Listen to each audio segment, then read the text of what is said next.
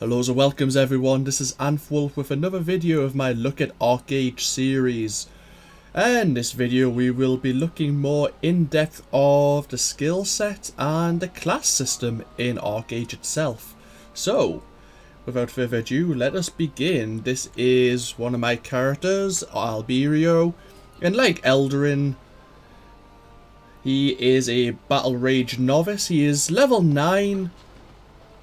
Very close to actually becoming level 10, which is the beginning point for having all 3 skill trees. At the moment, I will give you a show. I am a Battle Rage novice, and at level 5, I chose defense. And after that, I think I will take shadow play. And if I get that right, I think that makes a blighter, which is what the class is known as, for having those 3 skills combined. But we will kill a few people, and then I will show you how it's going to happen. I shouldn't have to kill too many people to actually gain my 10th level, so let us begin.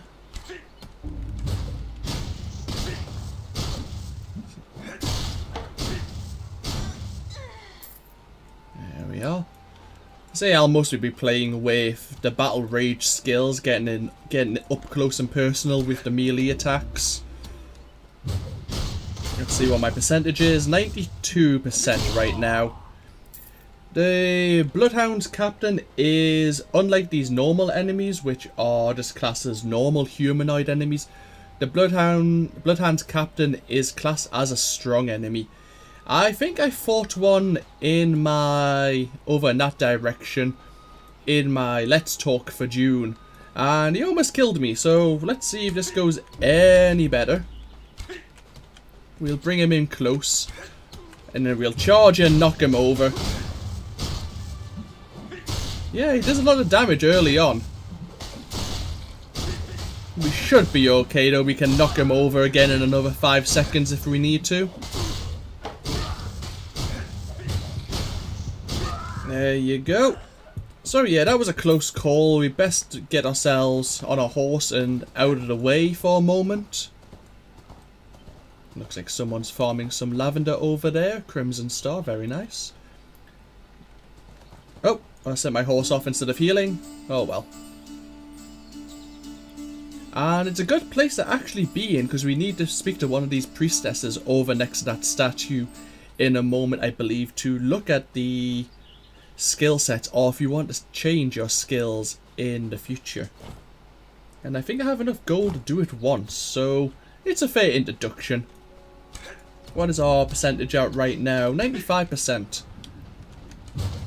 I should have probably done this when I was at, like, say 99%, but might as well show you beating up on some other people. Here's a charger. Oh, we have a quest over there I could pick up.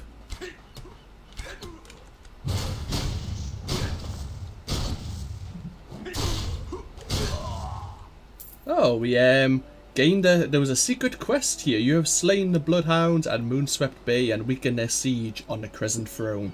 We gained 600 experience. We achieved level 10. And at level 5 and at level 10 you get these skill upgrade windows opening up. I will summon my horse. Send ourselves over to that statue. And our triple slash, our basic skill we get at the beginning when we are a Battle Rage novice, has actually upgraded to rank 4. I think when this levels up, it costs more mana, but it does more damage. I think that's how it works. If I'm wrong, I'm sure someone will let me know. So let's open our skill tree. We can now select our 3rd skill and overall change our profession or class from Battle Rage novice to, as I mentioned, a combination of all 3 classes. And these are the other 8? Yes, the other 8 classes we can actually pick from, in addition to Battle Rage and Defense, which I've already selected. And the ones with the fire pit icon means these classes, these skills combine well with the skills I have already selected. So I said I want to play a blighter, and I probably will when the second alpha server opens, which is called Omega. So I'm going to pick Shadow Play, and there we are. It gives us an example of what the skills actually are and what we can potentially unlock. So the major one for blighter would probably be stealth, and we unlock that when our shadow play skill reaches level 25. So really that should be, if we're using shadow play all the way up until when we reach the level of 25, we should be able to unlock this, unless we play around with different skill sets, which I will show you in a moment. So do I want to select this? Yes, I do. Excellent. We have now a full set of skills we can choose from, and at level 10 we gain 3 skill points to play with, and we can put them into any tree we want. At the moment I have, let's see, 3 skills from battle rage, 1 from defense, and none in shadow play, obviously, because I've just reached there.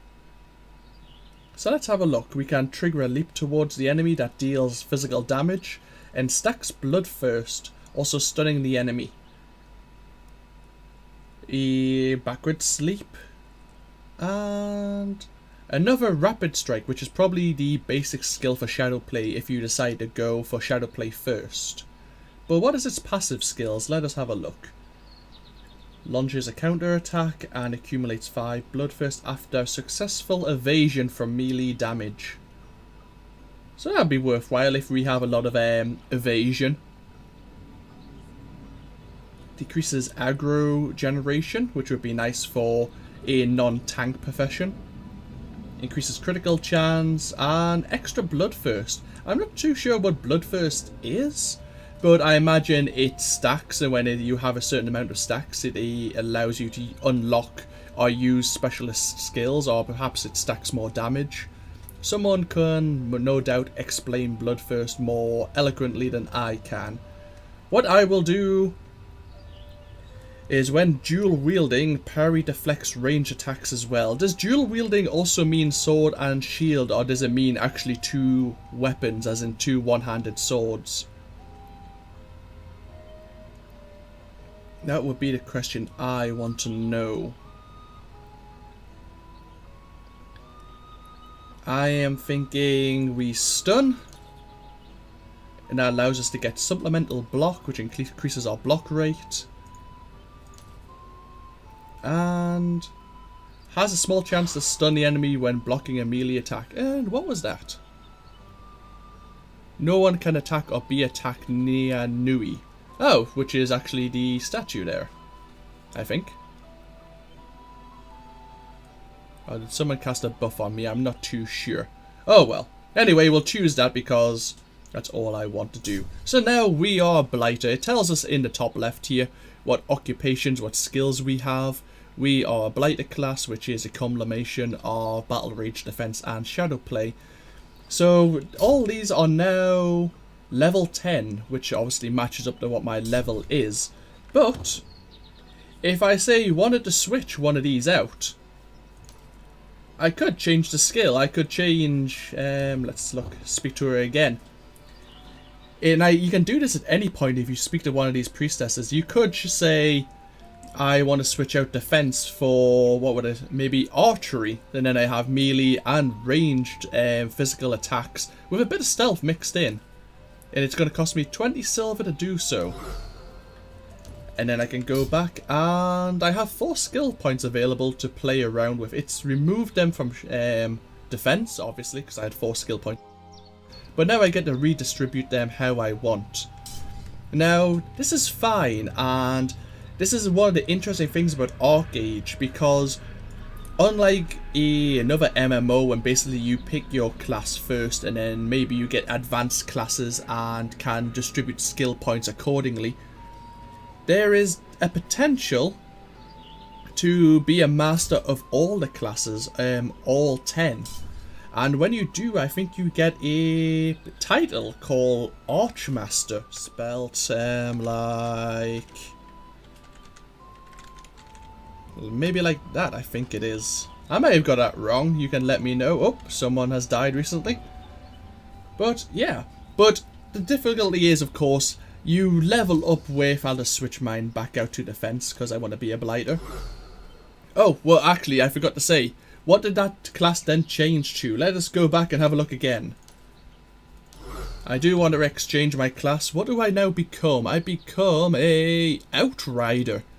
And that is the another one of the 120 potential classes you can actually be in this game. And because you can customize your skill tree however you want, depending on what skill points you put into each tree, obviously determines how your build is, and everyone's build is most likely going to be different. There is going to be some meta skill trees. Obviously people will post their favorite skills on the board, and obviously people will find if they do well, copy them. But that's how things go. So we'll switch out archery for defense. And let's just say I stuck with this class of the blighter class all the way up until level 50. Then if I ever came back to a priestess and Nui and want to switch those out, those 3 skills which are grayed out would be level 50.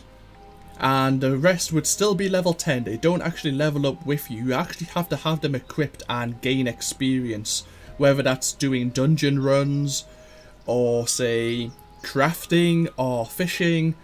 Anything really that gains you experience in this world will also gain you experience in your skill set. So even when you're max level, which is currently 50, but later on it could be level 55 when that expansion is kind of released and unlocked, you could say, you can still gain experience for the skill set you haven't actually maxed out yet.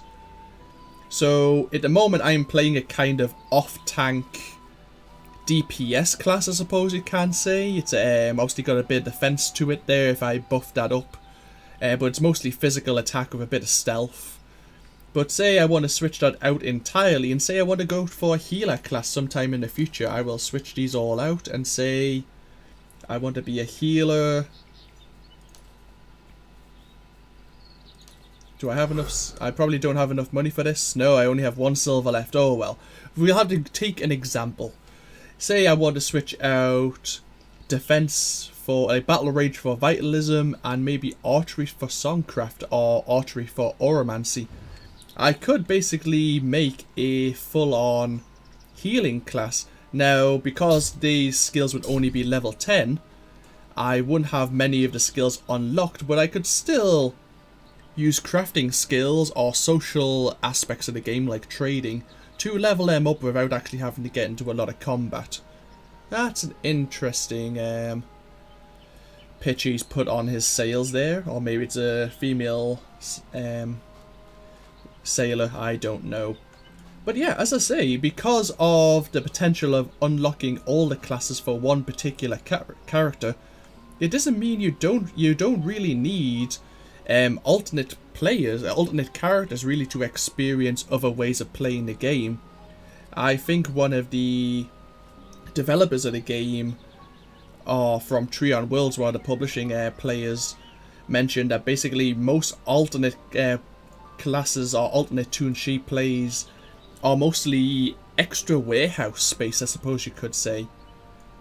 Or if you could have one character who is a pirate while you use another toon to avoid being the bane of everyone and everything, basically, because as I said previously in another video, pirates have a faction unto themselves and everyone basically wants to kill you. Whereas at least if you stay with your faction, which for us of course is Nuria or Hirania, then at least you've got 2 of the races on your side. So yeah, as I said, this was just going to be a quick video about the skill set. I hope that may have answered some questions you may have, and as always, feel free to comment below, and if I can answer any questions I will certainly try, and if not I will refer you to the forums, and as always I will leave a link in the description so you can have a look for yourself. But I am looking forward to this game, and I hope you all are who maybe want to play ArcheAge as well. And I'll hopefully see you all in game. So this has been AnthWolf, and I hope you've all enjoyed, and I hope you all take care. And I will see you all in the near future. Bye bye now.